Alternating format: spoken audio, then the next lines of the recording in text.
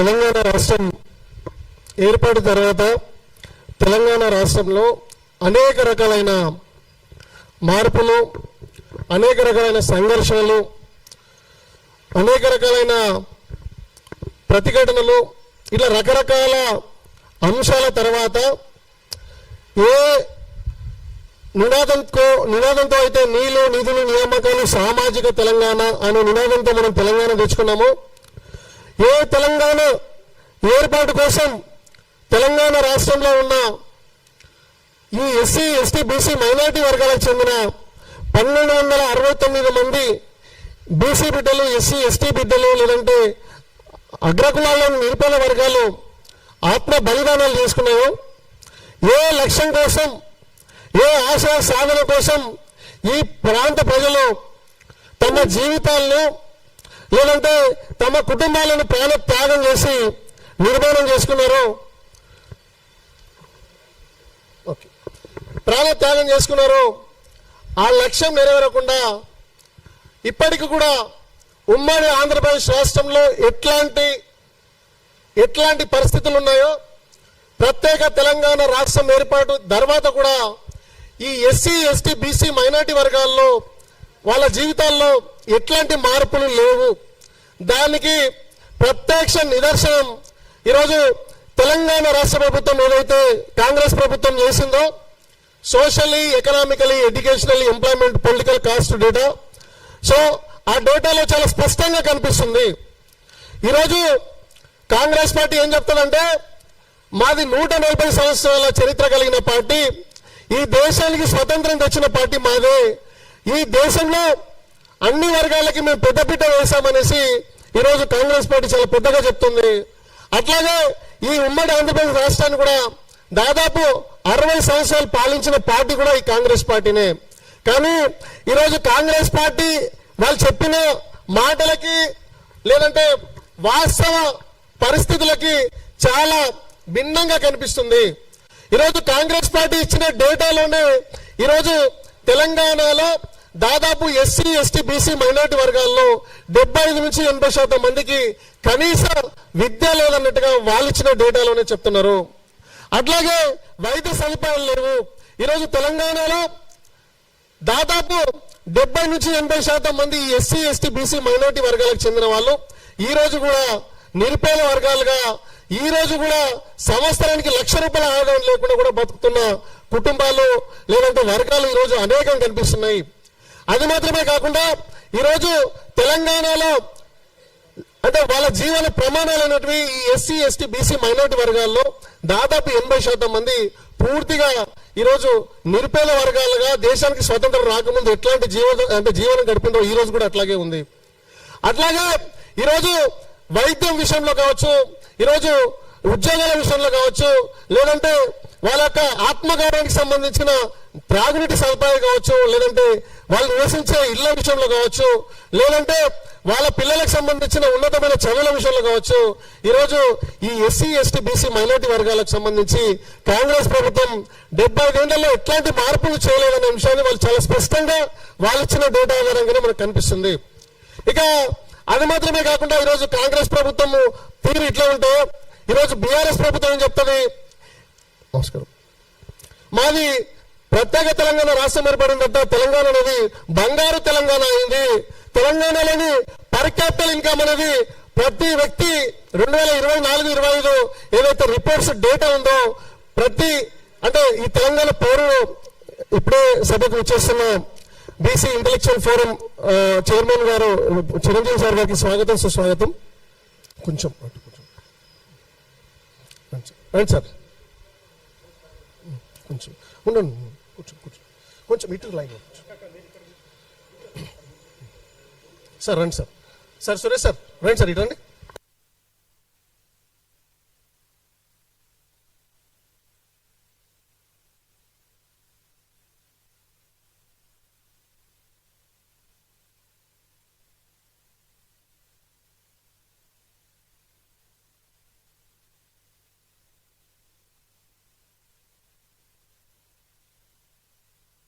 So Congress ప్రభుత్వం, BRS ప్రభుత్వం మాది బంగారు తెలంగాణ, ఇది బంగారు తెలంగాణలో తెలంగాణ పౌరుడి పర్ క్యాపిటల్ అనేది 4,26,000 చూపిస్తున్నారు అనేసి కేటీఆర్ గారు, కేసీఆర్ గారు, హరీష్ రావు గారు అనేక వేదికల మీద చెప్తున్నారు.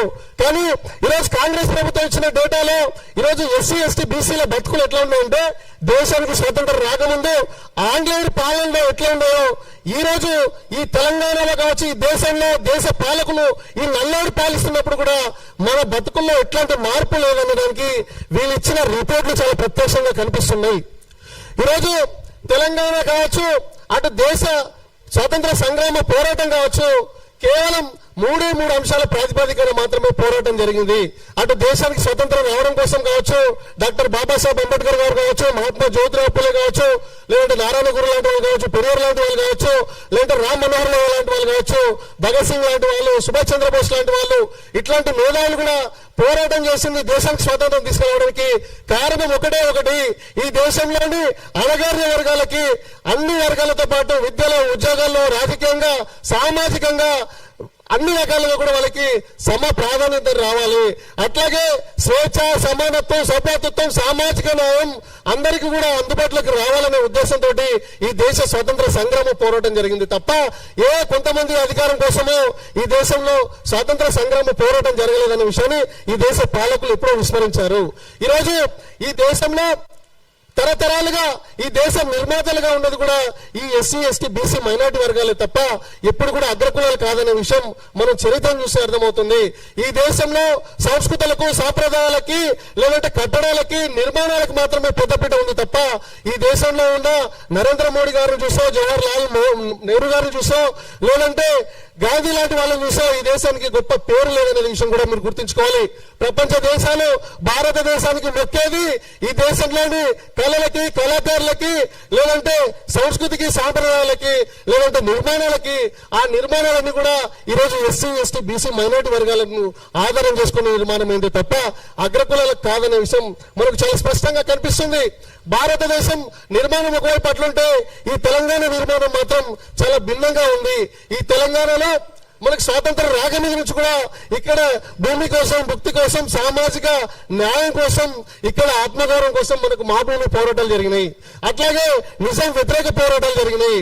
అట్లాగే భూస్వాముల మీద, పెత్తందారుల మీద, లేదంటే ఆ రోజు ఉన్న పరోక్షంగా ఉన్న ఆంగ్లేయుల మీద కూడా ఇక్కడ మనకు తుర్రబాజుతో లాంటి వాళ్ళు దేశ స్వతంత్ర సంగ్రామంలో మొట్టమొదటిసారిగా పోరాటాలు చేసింది కూడా మనం చరిత్రలో ఒకసారి తెలుసుకోవాల్సిన అవసరం ఉంది.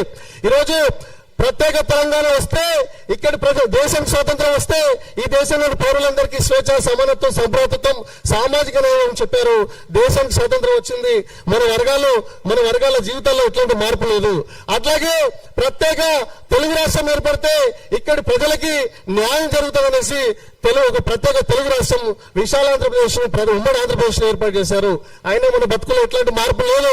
ఆ తర్వాత ఈ ఆంధ్ర పాలకులు మన ఎస్సీ ఎస్సీ బీసీ మైనార్టీ, మన తెలంగాణ బిడ్డల ఉద్యోగాలను, లేదంటే విద్యను కావచ్చు, నిధుల నియామకాలు దోచుకుంటున్నారు, సామాజికంగా మనం దోచుకుంటున్నారు. కాబట్టి మనం ప్రత్యేక తెలంగాణ వస్తే మన బతుకులు మారుతానేసి ఈ ఎస్సీ ఎస్టీ బీసీ మైనార్టీ వర్గాల బిడ్డలను రెచ్చగొట్టి ఈరోజు తెలంగాణ ఉద్యమానికి పురుగొల్పారు.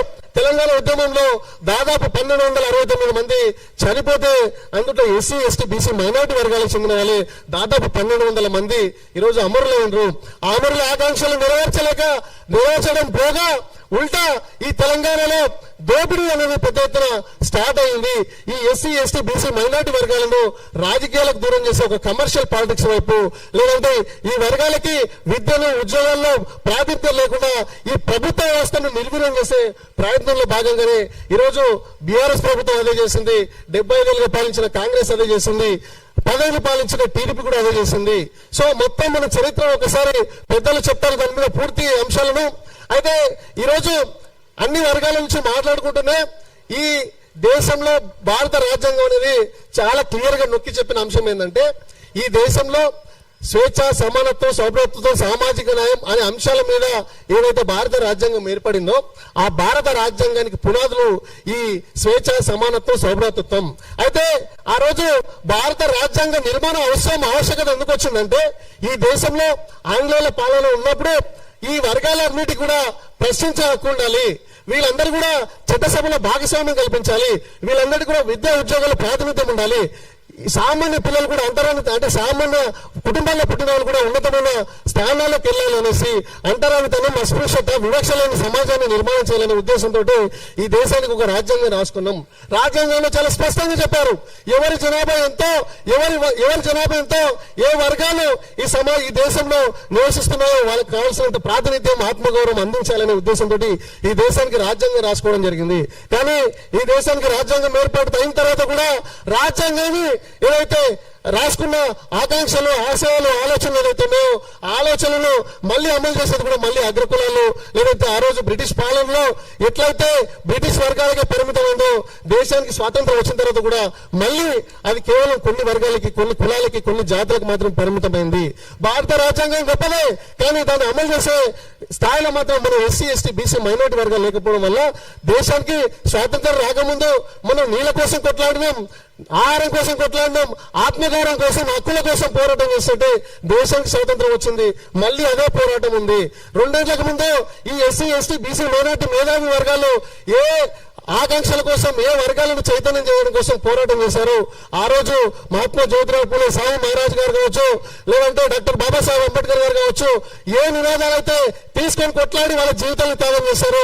దేశానికి స్వాతంత్రం వచ్చి దాదాపు ఇది వందేళ్లకు దగ్గర వస్తున్నా కానీ మళ్ళీ అట్లాంటి పోరాటాలు, అట్లాంటి నినాదాలతోటి ఈరోజు ఏది చిరంజీవి సార్ లాంటి వాళ్ళు కావచ్చు, ఐలయ్య సార్ లాంటి వాళ్ళు కావచ్చు, లేదంటే ప్రొఫెసర్ సింహాద్రి సార్ లాంటి వాళ్ళు కావచ్చు, మేధావులు సూర్యరావు సార్ లాంటి వాళ్ళు కావచ్చు, లేదంటే మేధావి వర్గాలు చాలా మంది ఈరోజు ఎస్సీ, ఎస్టీ, బీసీ, మైనారిటీ వర్గాల్లో చాలా మంది అదే పోరాటాలు చేస్తున్నారు. కానీ ఆ రోజు ఏ నినాదాలు అయితే మనము ప్రజలకు తీసుకెళ్ళామో ఆ నినాదాలు ఫుల్ఫిల్ కాలేదు. ఆ నినాదాలను మనం ప్రజలకు తీసుకెళ్లడం కోసమే ఈరోజు మాలాంటి విద్యావంతులు ఈరోజు ఇట్లాంటి పెద్దల ఆశయంతో, ఆలోచనతో, లేదైతే వాళ్ళ మార్గదర్శకంలో పనిచేయడం కోసం మేము ముందుకు రావడం జరిగింది. అందులో ప్రధానంగా ఈరోజు ఈ మీటింగ్ ప్రధాన ఉద్దేశం ఏంటంటే ఇక చారిత్రక నేపథ్యం నేను చెప్పుకుంటూ ఈ మీటింగ్ యొక్క ఉద్దేశంలోకి నేను రావడం జరుగుతుంది. అయితే ఈరోజు తెలంగాణ రాష్ట్ర ప్రభుత్వం social, economical, educational, employment, political caste survey 2023-24-25 ఏదైతే చేసిందో ఆ సర్వేలో తెలంగాణలోని అన్ని కులాలకు సంబంధించిన స్థితిగతులు, సామాజిక, ఆర్థిక, రాజకీయ ఇట్లా దాదాపు 42 ఫ్యాక్టర్లు, అంటే 42 పారామీటర్లు దాదాపు 75 ఫీట్ల నుంచి తీసుకొని ఆయా వర్గాలకు సంబంధించిన వెనుకబడితనం కావచ్చు, లేదంటే వివక్షం కావచ్చు, లేదంటే ఆ కులాలు ఎదుర్కొంటున్న సామాజిక అసమానతలను పెద్ద ఎత్తున ప్రజలకు తీసుకొచ్చే ప్రయత్నం చేశారు.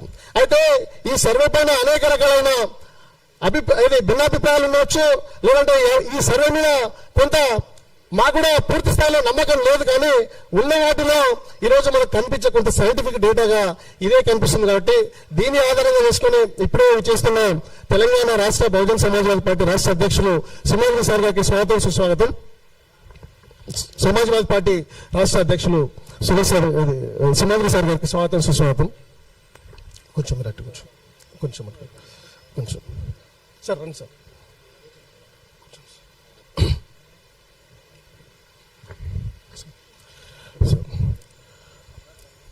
సార్ కూర్చోండి.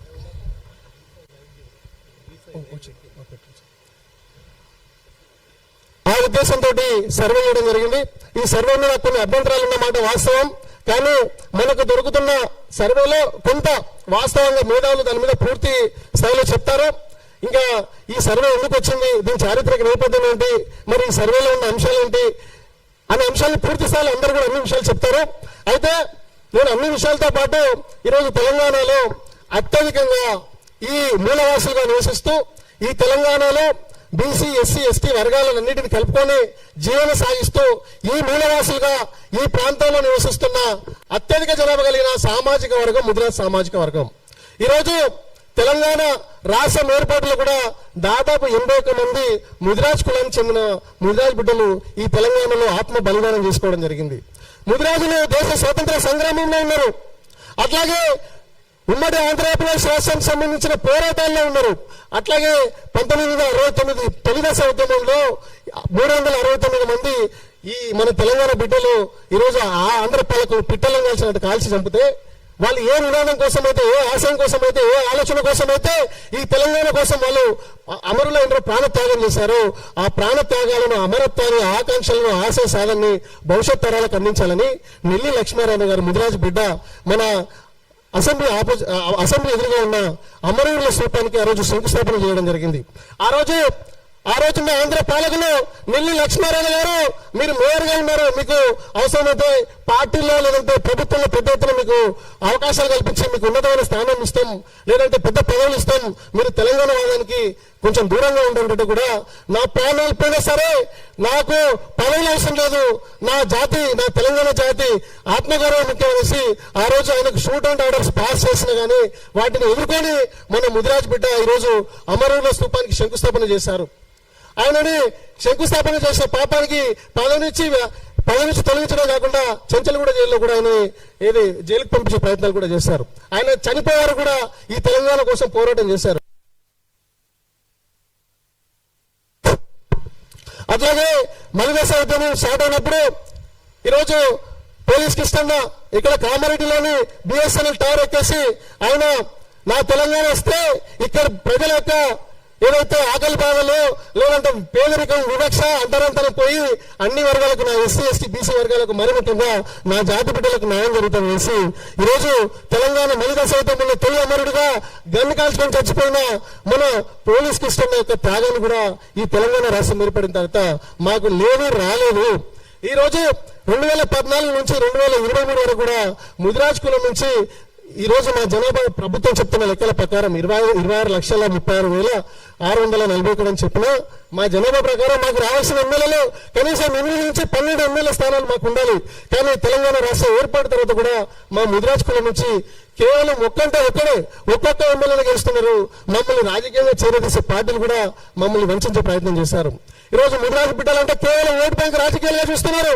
ఈరోజు ముదిరాజ్ కులం పేరు చెప్పుకుని రాజకీయ పార్టీల వంచన చేరే కొంతమంది కుల సంఘాల నాయకులు కూడా కులాన్ని తీసుకెళ్లి రాజకీయ పార్టీల దగ్గర తాకట్టు పెట్టే ప్రయత్నం చేశారు తప్ప వాళ్ళ స్వార్థం కోసం, వాళ్ళ పదవుల కోసం, వాళ్ళ ల్యాండ్ సెటిల్మెంట్ల కోసం, వాళ్ళ రాజకీయ భవిష్యత్తు కోసం, వాళ్ళ పిల్లల రాజకీయ ఎదుగుదలకు చూశారు తప్ప తెలంగాణ రాష్ట్రంలో ఉన్న 40 లక్షల మంది ముదిరాజ్ బిడ్డల వాళ్ళ యొక్క గోసను చూడలేదు, వాళ్ళ యొక్క కన్నీలను చూడలేదు, వాళ్ళ యొక్క ఆవేదన చూడలేదు. నా జాతి బిడ్డలు ఈరోజు ఎదుర్కొంటున్న వివక్షను కూడా ఈరోజు రాజకీయ పార్టీలు దృష్టి పెట్టుకోలేదు. అట్లాగే ఈ కుల సంఘ నాయకులు కూడా వాటిని పట్టించుకునే పరిస్థితి లేదు. కాబట్టి ఈరోజు నా జాతి బిడ్డలు జరుగుతున్న అన్యాయాల మీద మాలాంటి విద్యావంతులు ఈరోజు చదువుకొని ఈరోజు నేను వెళ్ళి ఉద్యోగం చేసుకుంటే నా కుటుంబం భయపడితే తప్ప నా జాతి బిడ్డల కన్నీళ్లు దూర్చే వాళ్ళు ఎవరు, ఆవేదన అర్థం చేసుకునే వాళ్ళు ఎవరు? నా జాతి బిడ్డలకు రాజకీయంగా, ఆర్థికంగా, విద్యా ఉద్యోగాల్లో సామాజికంగా గౌరవం సాధించాలంటే ఎవడో ఒకరు త్యాగం చేయాలి. కాబట్టి ఆ త్యాగాన్ని అది నేనేందుకు కాకూడదు. ఈ దేశం కోసం, ఈ తెలంగాణ కోసం, ఈ సమాజం కోసం ఎంతో మంది త్యాగాలు చేశారు. వాళ్ళ త్యాగాలతో పోల్చుకుంటే మా త్యాగం చాలా చిన్నదనే ఉద్దేశంతో అన్నిటిని వదిలేసుకొని అన్ని రకాలుగా ఇబ్బందులు, వేధింపులు, అవమానాలు, అక్రమ కేసులు, అన్యాయాలు ఎన్ని చేసినా కానీ నిలబడి నా జాతి ప్రజలను ప్రయోజనం చేకూర్చడం కోసం మేము పోరాటం చేస్తున్నాం. అందులో భాగంగానే పెద్దల సపోర్ట్ తోటి బీసీ సమాజం చైతన్యం చేయాలని ఇట్లాంటి పెద్దలు కూడా తమ జీవితాన్ని, తమ కుటుంబాన్ని, తమ ప్రయోజనాలన్నింటిని పక్కన పెట్టేసి ఈరోజు సమాజం కోసం పోరాటం చేస్తున్న ఇట్లాంటి మహనీయుల యొక్క ఆదర్శాలను, ఆలోచనలను వాళ్ళ మార్గనిర్దేశంలో చేస్తూ మా పోరాటాలు ముందుకు తీసుకెళ్లే ప్రయత్నం చేస్తున్నాం. అయితే ఈరోజు ఇక్కడ ప్రధానంగా ఎస్సీ, ఎస్టీ, బీసీ, మైనారిటీ వర్గాల్లో ఈరోజు దేశానికి స్వాతంత్రం వచ్చినా గానీ, ప్రత్యేక తెలంగాణ వచ్చినా గానీ, ఉమ్మడి ఆంధ్రప్రదేశ్ రాష్ట్రం ఏర్పాటైనా గానీ ఎట్లాంటి మార్పు లేదు.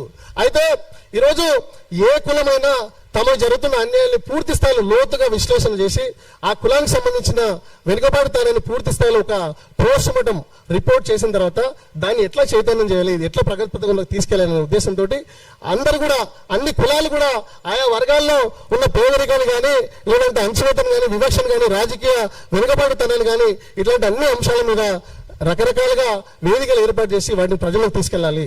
లేదంటే మనం బీసీ మీటింగ్ అంటే బీసీలు జనరల్ గా చేసి పెట్టిన ఇట్లాంటి తెలంగాణలో ఎస్సీ, ఎస్టీ, మైనారిటీ వర్గాలకు అందరూ కలిపి మనం పెట్టిన తెలంగాణ రాష్ట్రంలో ఈ రోజు కూడా ఆధార్ కార్డులు, రేషన్ కార్డులు, కుటుంబ స్థిర నివాసం లేని కుటుంబాల కులాలు తెలంగాణలో చాలా పెద్ద, దాదాపు 98 కులాలు ఈరోజు చాలా పేదరికంలో బతుకుతున్నాయి. ఆ కుల సంఘాలు ఏంటో, ఆ కుల సంఘాల నేపథ్యం ఏంటో, ఆ కులాలు ఎదుర్కొంటే సామాజిక వివక్ష ఏంటో, వెనుకబాటు ఏంటో, అసలు కొన్ని కులాల్లో ఈ రోజు కూడా స్కూల్కి వెళ్ళిన కులాలు ఉన్నాయి, ఈ రోజు కూడా మండల ఆఫీసులో అడుగుపెట్టిన కులాలు ఉన్నాయి. ఆ వర్గాల గురించి మనం జనరల్ గా చేసి ఒక మీటింగ్ పెడితే ఆ కులాల ఆవేదన, రోదన, వేదన వినిపించే పరిస్థితి ఉండదు. కాబట్టి మనం అన్ని కులాలను కలుపుకోవాలి, అన్ని కులాలను చైతన్యం చేయాలి. అందుట్లో ఎవరి కులం ఎంతో వారి వాటని అంతా తీసుకుని తీసుకునేటట్టుగా మనం ప్రజల్లోకి ముందుకెళ్లాలనే ఉద్దేశంతో ఈరోజు తెలంగాణలో అత్యధిక జనాభా కలిగిన ముదిరాజులు ఈరోజు జనాభా పరంగానే ఎక్కువ తప్ప ఎలక్షన్స్ వస్తే తప్ప ఈరోజు ముదిరాజుల గురించి మాట్లాడే పరిస్థితి లేదు.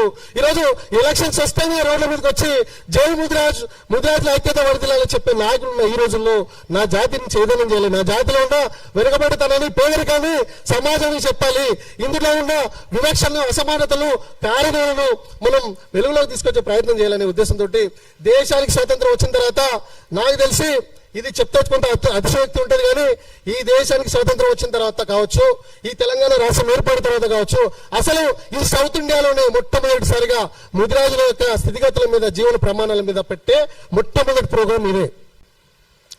ఇప్పటి వరకు మేధావులు చాలా మంది రకరకాల వాళ్ళ రాజకీయ ప్రయోజనాల కోసం పెట్టుకున్నారు, వాటిని ప్రజలకు రిలీజ్ చేసే పరిస్థితి కూడా లేదు.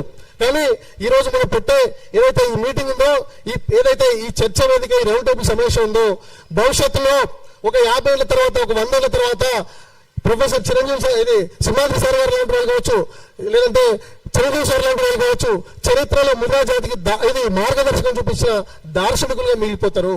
ఎందుకంటే ఈ కులం మీద ఇంత స్థాయిలో ఇప్పటి వరకు ఎప్పుడు కూడా చర్చ జరగలేదు. ఆ చర్చ వీళ్ళు మాట్లాడిన తర్వాత అది ప్రజల్లోకి వెళ్తుంది. ఈ సభ ఏదైతే ఈ సమావేశం ఉందో ఇక్కడ అంటే చాలా మంది చూస్తుంటారు, వీళ్ళు ఎట్లా చేస్తారు, ఎట్లా తీసుకెళ్తారు ప్రజల్లోకి, ఎట్లా దీన్ని చెడగొట్టాలి, లేదంటే దీని మీద ఎట్లా ఒక విమర్శ విసరాలి అని రకరకాలుగా ఈరోజు ఇక్కడ కూర్చున్న వాళ్ళకంటే ఎక్కువగా లైవ్ చూసే వాళ్ళు ఎక్కువ ఉంటారు. తర్వాత దాని మీద పోస్ట్ మార్టం రిపోర్ట్ చేసే వాళ్ళు, 4 పిచ్చి మాటలు మాట్లాడే వాళ్ళు కూడా చూస్తూ ఉంటారు. వాళ్ళు కూడా బుద్ధి రావాలనే ఉద్దేశంతో ఈరోజు ఈ కార్యక్రమం ఏర్పాటు చేయడం జరిగింది. దీని మీద నేను మాట్లాడడానికంటే తిరగబోతు రుచిగా ఉన్నట్టుగా ఈరోజు జాతికి సంబంధించిన అన్యాయాలను వివక్షను పూర్తి స్థాయిలో వీళ్ళ ఆధారాలతో సహా మాట్లాడే ప్రయత్నం చేస్తారు.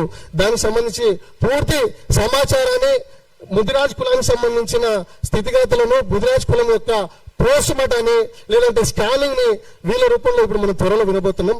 అయితే ముందుగా పెద్దలు ఇక్కడికి విచ్చేసినందుకు వాళ్ళకి మరొకసారి చెప్పడంతో స్వాగతం పలుకుతూ, ఇప్పుడు ఈ ముదిరాజ్ కులానికి సంబంధించిన ఏదైతే ఒక అంశం ఉందో దీనిని మనం ముందుకు తీసుకెళ్ళడానికి ముందు ఏదైతే కామారెడ్డి బీసీ డిక్లరేషన్ లో బీసీలకి 42% రిజర్వేషన్ స్థానికంగా ఇస్తామని చెప్పేసి దాన్ని కాంగ్రెస్ ప్రభుత్వం కానీ, బీజేపీ కానీ, బీఆర్ఎస్ కానీ వాళ్ళు ఓడు ఇచ్చినట్టు ఉన్నాడు, ఓడు గుంజుకున్నట్టు ఉన్నాడు, ఓడు ఏడ్చినట్టు ఉన్నాడు, 3 పార్టీలు కూడా బీసీలకు అన్యాయం చేసే ప్రయత్నం చేశారు. దానిని పట్టుకొని ఈరోజు ముందుకెళ్తూ 42% బీసీ రిజర్వేషన్ల మీద పెద్ద ఎత్తున పోరాటం చేస్తున్న ఈరోజు మన వీణన్న గారి నుంచి సభను స్టార్ట్ చేద్దాం. ఎందుకంటే రిజర్వేషన్లు తెగితేనే మనకు ఇక్కడ నుంచి స్టార్ట్ అవుతుంది. కాబట్టి ముందు వీణన్న నుంచి మనం ప్రసంగాన్ని స్టార్ట్ అవుతాం. Thank you.